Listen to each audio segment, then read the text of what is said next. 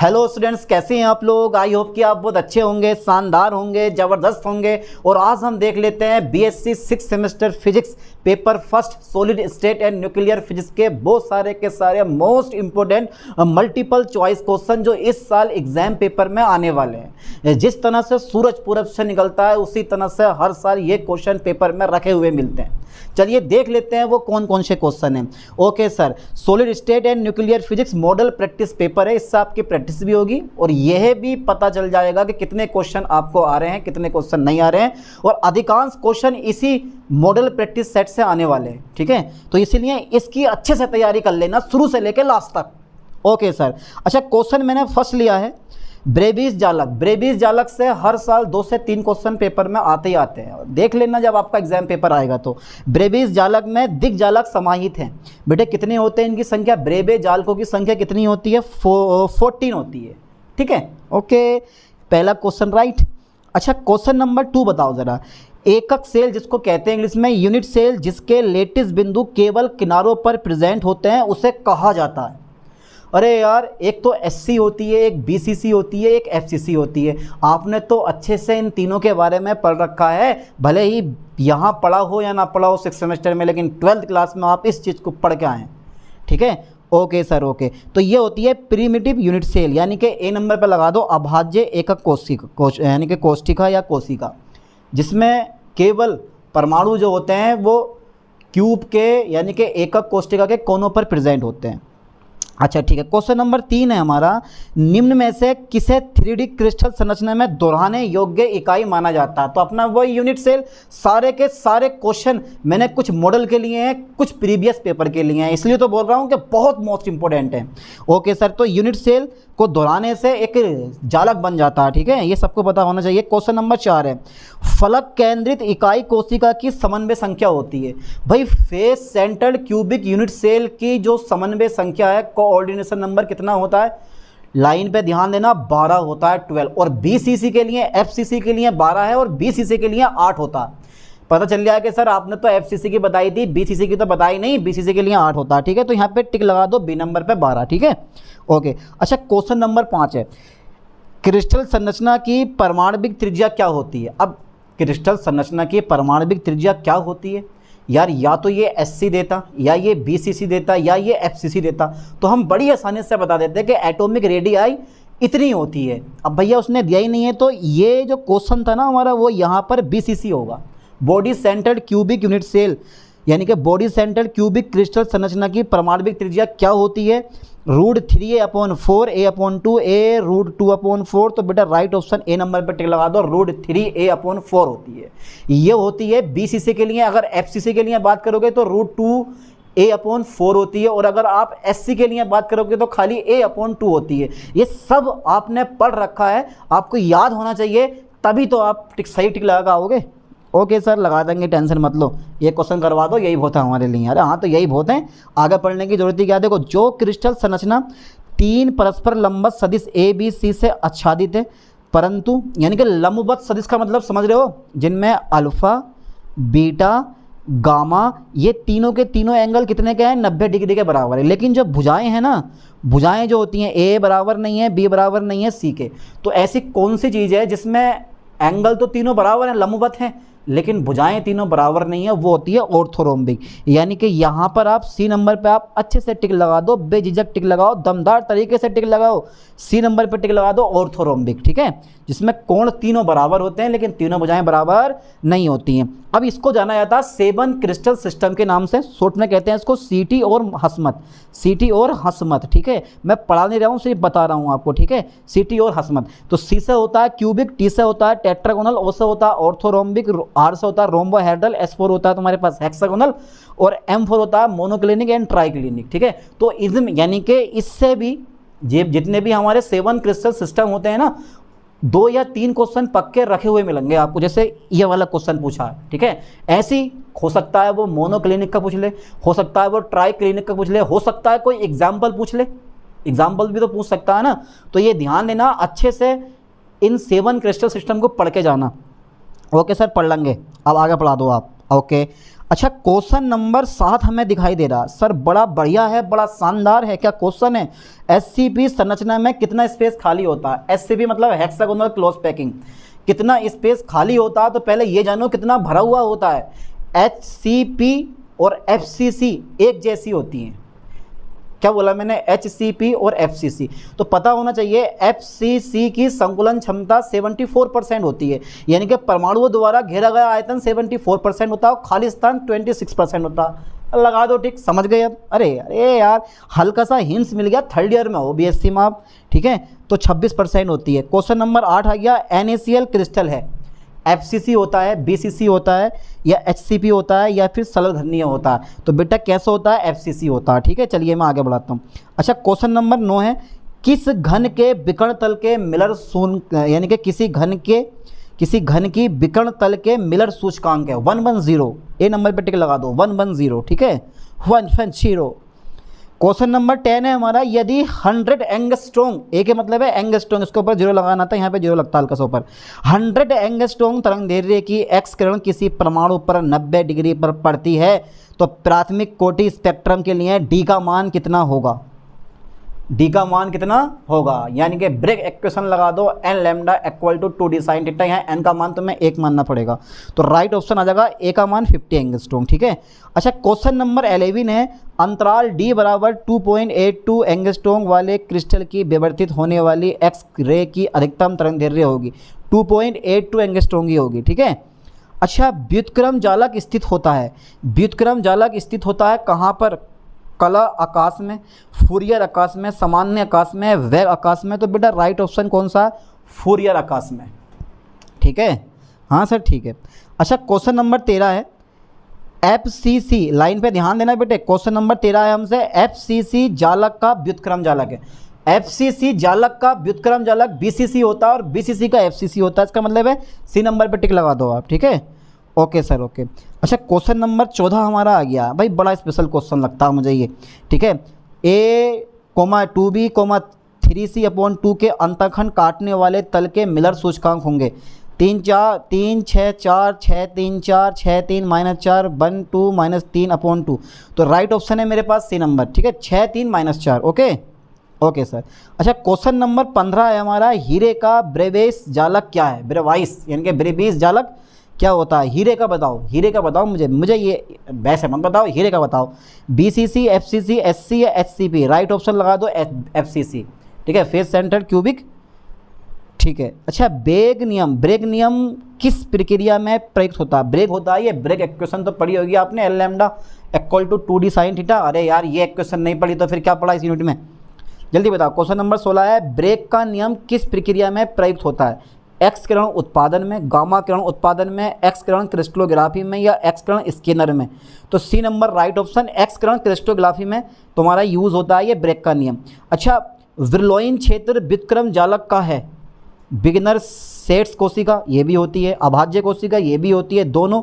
तो C number पे tick लगा दो, दोनों, ठीक है। ओके। अच्छा, क्वेश्चन नंबर 18, बिलोइन क्षेत्र व्युत्क्रम जालक का है, सेम टू सेम, दोनों क्वेश्चन एक जैसे हो गए, तो यार ये टिक लगा दो सी पे ही, कोई दिक्कत ना। चलो, अच्छा, क्वेश्चन नंबर 19 है, बहुत बहुत बहुत ज़्यादा वेरी इंपॉर्टेंट क्वेश्चन है ये। क्वेश्चन आपसे हर साल एग्जाम पेपर में पूछता है, ठीक है।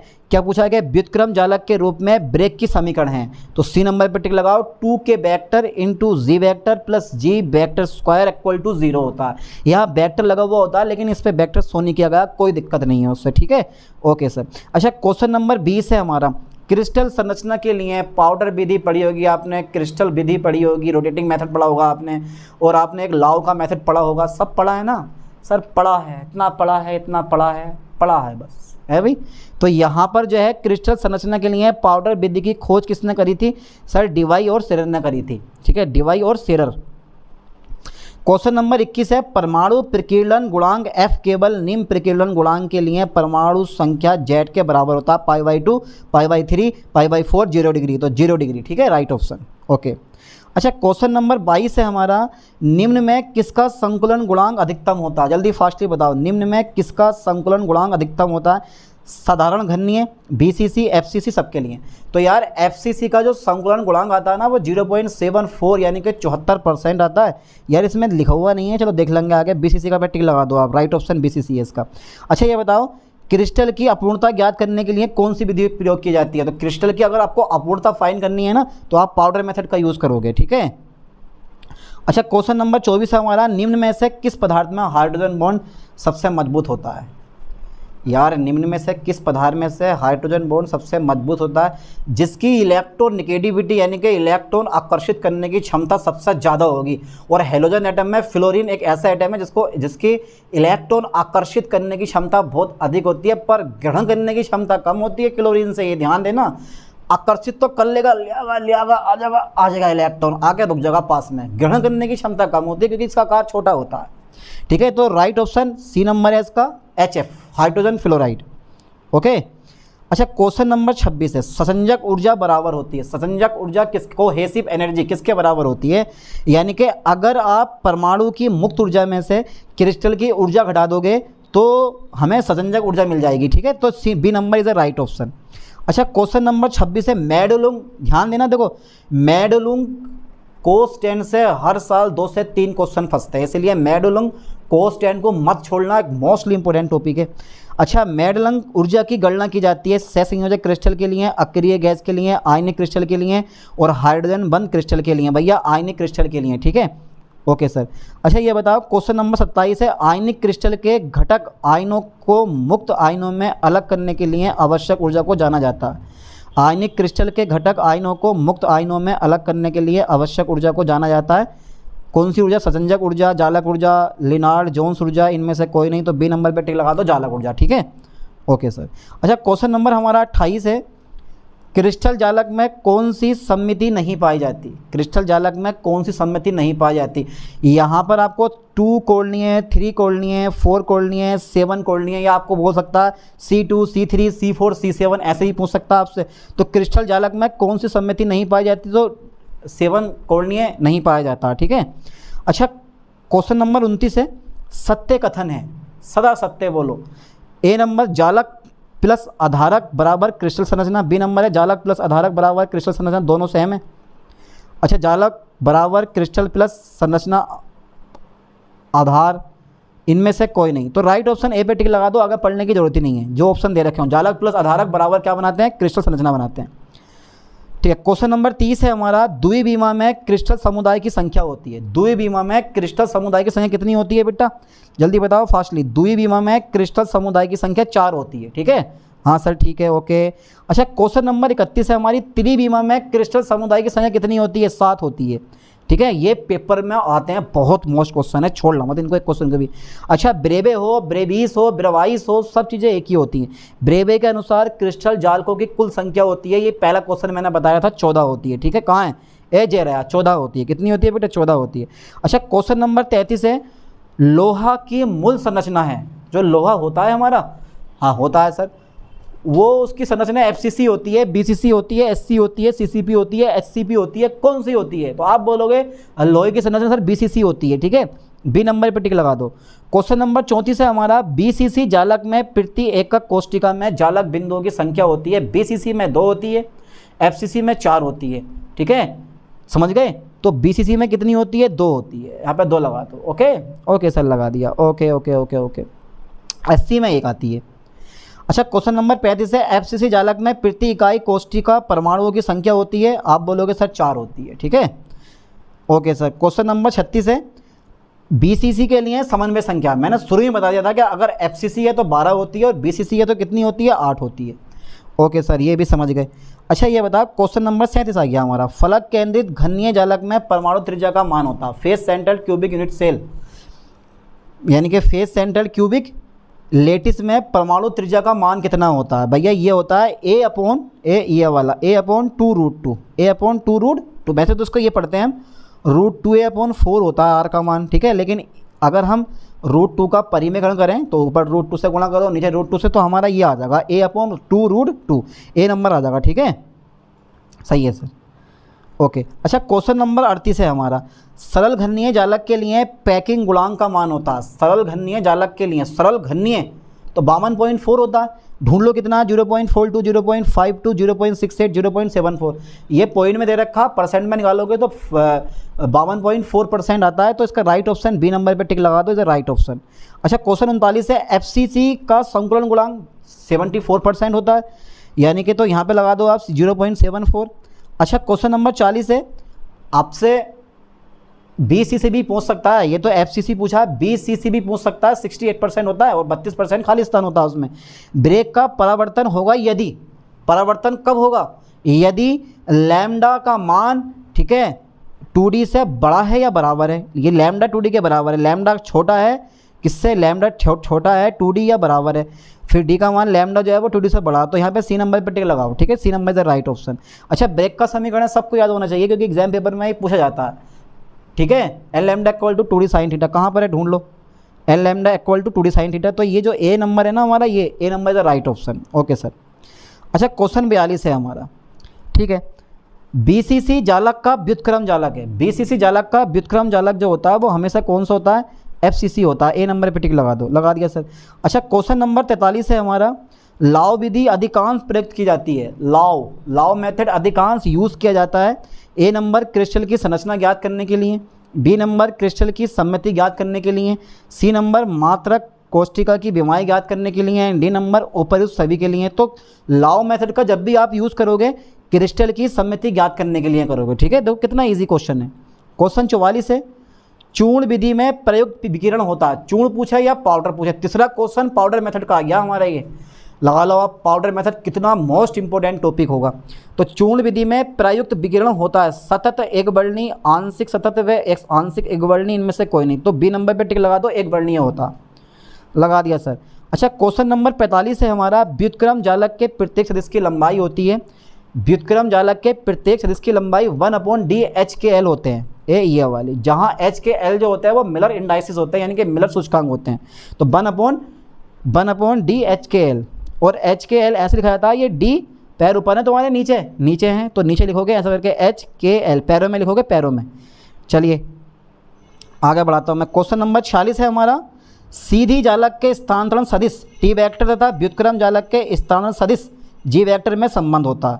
तो G vector multiply T vector equal to 2πn, D number पर टिक लगा दो। G vector multiply T vector equal to 2πn, बहुत ज़्यादा यूज़ होता है थ्योरी में इसका।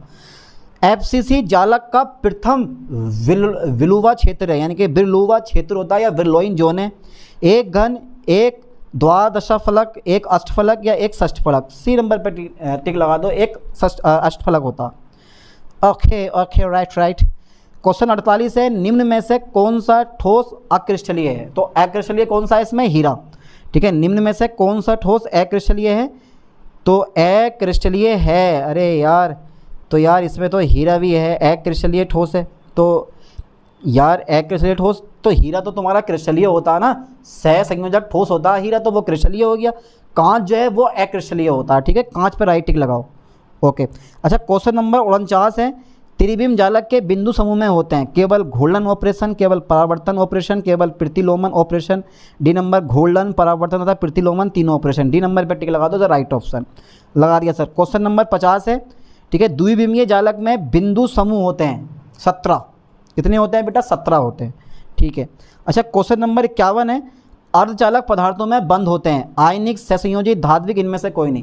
देखो अर्धचालक जितने भी होते हैं ना, जैसे सिलिकॉन और जर्मेनियम जो है, दो शुद्ध अर्धचालक होते हैं। तो इनके क्रिस्टल में कोवलेंट बॉन्ड यानी कि सहसंयोजित बंध पाया जाता है। बी नंबर पर टिक लगा हुआ आप, ठीक है। क्वेश्चन नंबर 52 है, निम्न में कौन आयनिक बंध का गुण नहीं है। अच्छा, इलेक्ट्रॉन का क्षय, इलेक्ट्रॉन का लाभ, इलेक्ट्रॉन स्थानांतरण, इलेक्ट्रॉन साझा करना।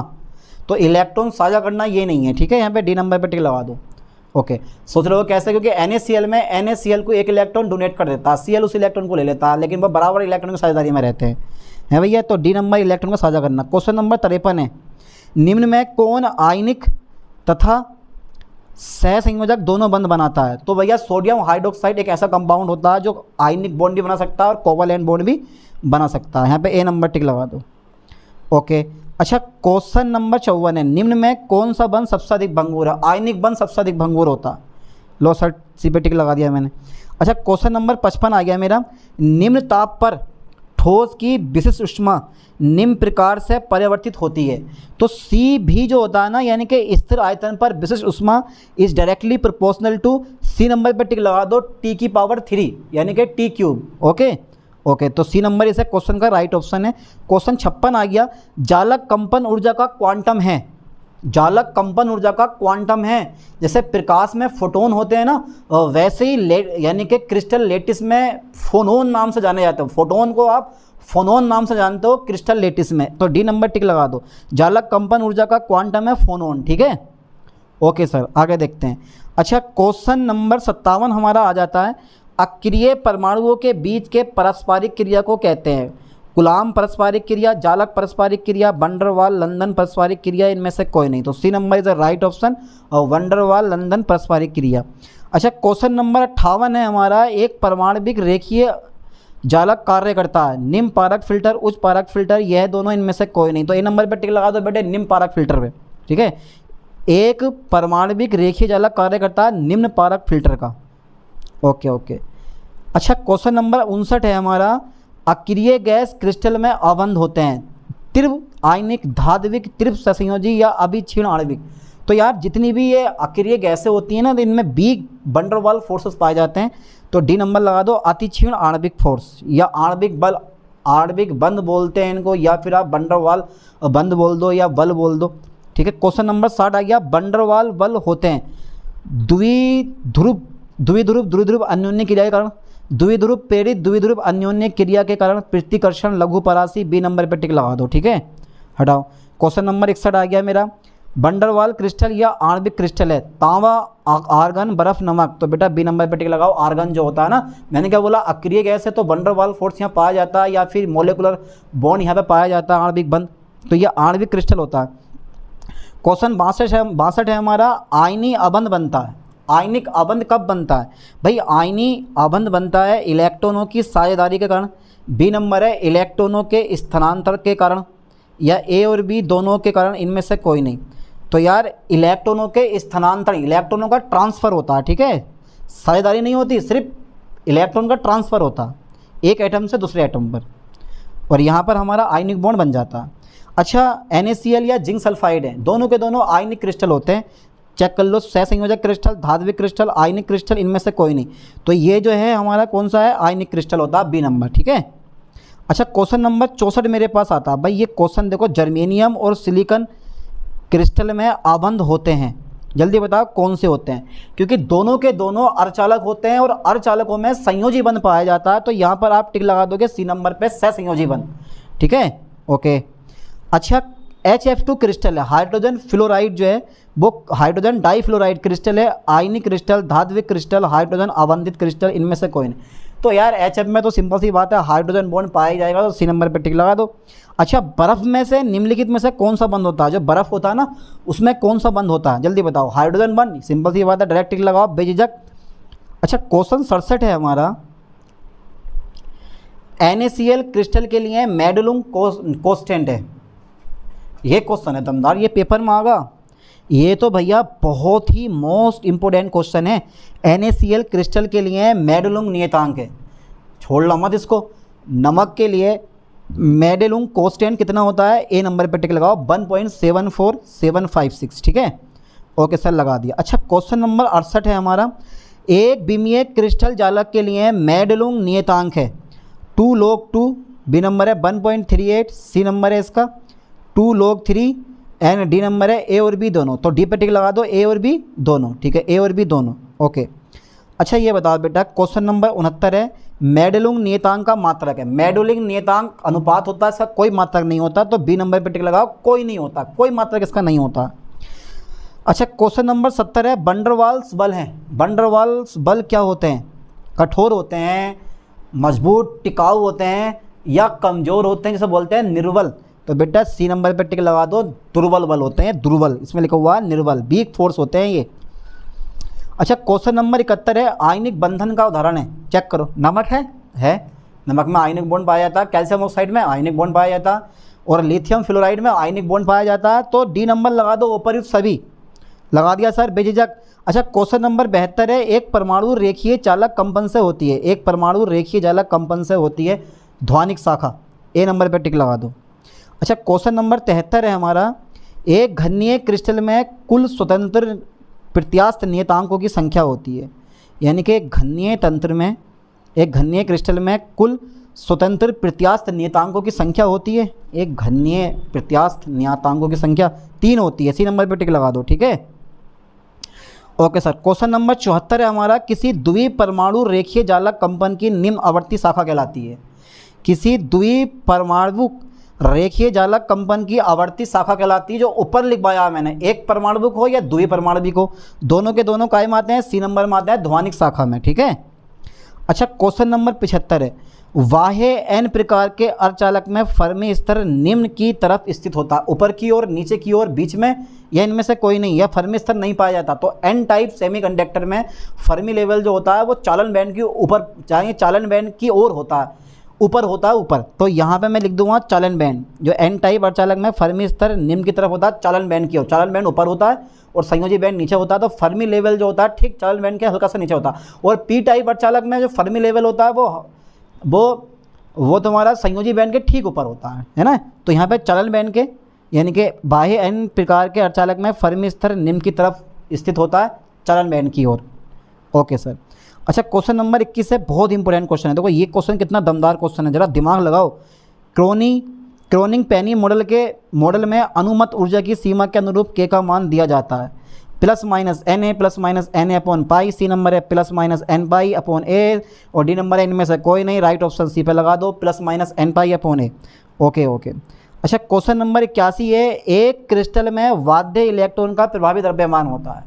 एक क्रिस्टल में वाद्य इलेक्ट्रॉन का प्रभावी द्रव्यमान होता है 0, परिमित और धनात्मक, ऋणात्मक, अनंत। तो बी नंबर पर टिक लगा दो, परिमित और धनात्मक होता है। ठीक है, ओके। अच्छा क्वेश्चन नंबर 82 है हमारा, कुचालक में संयोजी व चलन बैंड के बीच ऊर्जा अंतराल का क्रम है। कुचालक है, हीरे में 6 इलेक्ट्रॉन वोल्ट का ऊर्जा अंतराल होता है, तो ए नंबर पर टिक लगा दो, 6 इलेक्ट्रॉन वोल्ट। क्वेश्चन 83 है, छोटा सा है, नन्हे मुन्ने बच्चों वाला, आराम से आप कवर कर लोगे। आइंस्टीन के ठोसों की विशिष्ट ऊष्मा के सिद्धांत के अनुसार ठोसों के सभी परमाणु कंपन करते हैं अज्ञात आवर्ती से। बी नंबर है एक एवं समान आवर्ती से, सी नंबर है भिन्न आवर्ती से, या इनमें से कोई नहीं, बी पे टिक लगा दो, एक एवं समान आवर्ती से। ठीक है, ओके सर। अरे बड़े इंटेलिजेंट है आप। देखो ये क्वेश्चन बड़ा दमदार वाला आया। होल प्रभाव होना चाहिए था, अर्धचालक में निम्न के मापने के लिए प्रयुक्त होता है। ठीक है, होल प्रभाव अर्धचालक में निम्न के मापने के लिए प्रयुक्त होता है। ए नंबर है गतिशीलता, ताप, प्रकार, गतिशीलता, वाहक सांद्रता, ताप, प्रकार, गतिशीलता एवं वाहक सांद्रता। डी नंबर है केवल अर्धचालक के प्रकार के लिए, C number is the right option, प्रकार, गतिशीलता एवं वाहक चालक के रूप में, वाहक सांद्रता। अच्छा क्वेश्चन 85 है, कोई एक अणुक रेखीय जालक का कार्य करता है। कोई एक अणुक रेखीय जालक का कार्य करता है लो पास फिल्टर की तरह। ए नंबर पर टिक लगा दो, लो पास फिल्टर की तरह।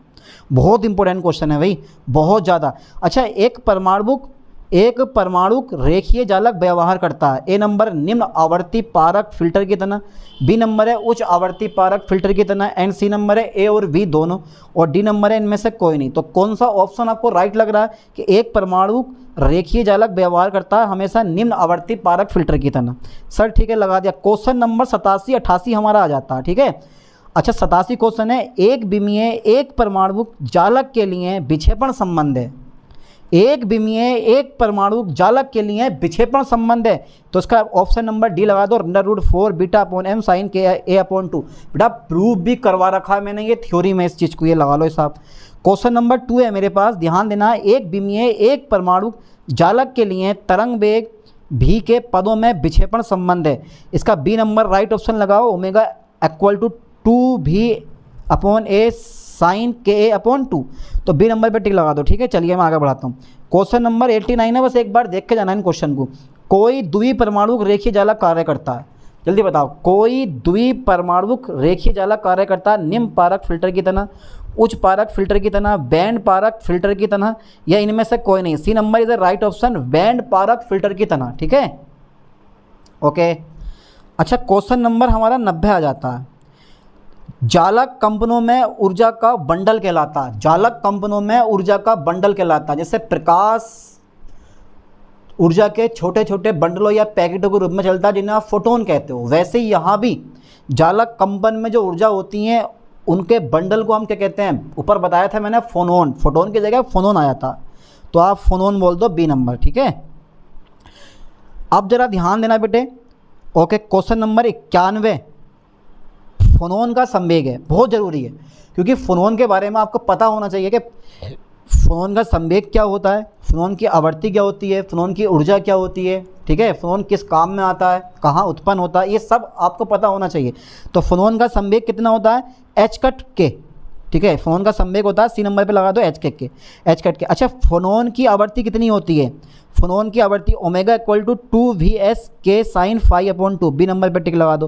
फोनोन की ऊर्जा होती है, जल्दी बताओ बेटे, फोनोन की ऊर्जा कितनी होती है, एच कट ओमेगा, फोनोन की ऊर्जा एच कट ओमेगा होती है। फोनोन का संवेग कितना होता है, सी नंबर एच कट के होता है, और फोनोन की आवृत्ति ओमेगा बराबर 2vs के साइन फाई अपॉन 2, याद कर लो ठीक से, ओके। यहाँ पे ना फोनोन की आवृत्ति की जगह होता है फोनोन की कोणीय आवृत्ति, क्योंकि ओमेगा जो होता है वो कोणीय आवृत्ति होती है। चलिए मैं हटाता हूँ इस चीज़ को, आगे बढ़ाते हैं, तीनों क्वेश्चन राइट। अच्छा, क्वेश्चन 92 है हमारा, क्रिस्टल जालक में गति करते इलेक्ट्रॉन के लिए श्रोडिंगर समीकरण में चारित्रिक फलन को कहते हैं, क्या कहते हैं, चलिए अभी देखते हैं क्या कहते हैं। भाई कहते तो हैं हैमिल्टोनियन कहते हैं, बिलोच फलन कहते हैं, वर्लोइन फलन कहते हैं, या इनमें से कोई नहीं, अब बिलोच फलन कहते हैं, ठीक है। और ये थ्योरी में बहुत इंपॉर्टेंट होता है, बिलोच फलन आता है पेपर में। फोनोन का चक्रण होता है, फोनोन का चक्रण कितना होता है, फोनोन का चक्रण होता है 0, ठीक है, ठीक है। अच्छा, क्वेश्चन नंबर 94, फोनोन पालन करता है। अच्छा ये बताओ बेटे, फोनोन किस चीज़ का पालन करता है, फर्मी डिरोक सांख्यिकी का, ये सब आप बीएससी 5th सेमेस्टर में पढ़ के आ रखे हो, पढ़ा नहीं, अच्छा ये बताओ मुझे, पढ़ा है या नहीं पढ़ा, ये सब पढ़ा है आपने। फर्मी डिरोक सांख्यिकी आपने बी नंबर पढ़ा, बोस आइंस्टाइन सांख्यिकी आपने सी पढ़ा, मैक्सवेल बोल्ट्जमान सांख्यिकी, या डी इनमें से कुछ नहीं। तो फोनोन पालन करता है हमेशा बोस आइंस्टाइन सांख्यिकी का। चलिए क्वेश्चन 95 है हमारा, बहुत शानदार क्वेश्चन है, बहुत ज़बरदस्त क्वेश्चन है। धातुओं में विद्युत का चालन होता है होलों के कारण, मुक्त इलेक्ट्रॉनों के कारण, दोनों के कारण, या किसी के कारण नहीं। तो धातुओं में विद्युत का चालन होता है हमेशा मुक्त इलेक्ट्रॉनों के कारण, ओके ओके। अच्छा, क्वेश्चन नंबर 96 है, होल गुणांक RH होता है, होल गुणांक RH होता है epsilon net H upon JB upon epsilon note H, epsilon H VH upon JB, D है VH अपॉन, और ये क्या है तुम्हारे पास IB। तो यहाँ पे ए नंबर पे टिक लगा दो, एप्सिलॉन अपॉन JB, ओके।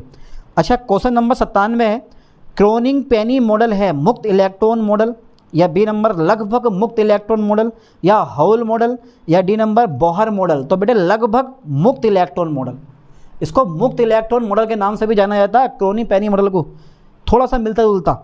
चलिए आगे देखते हैं। क्वेश्चन 18वां है, चालन बैंड तथा संयोजी बैंड के बीच का ऊर्जा अंतराल कहलाता है वर्जित ऊर्जा अंतराल, फॉरबिडन गैप बोलते हैं इसको।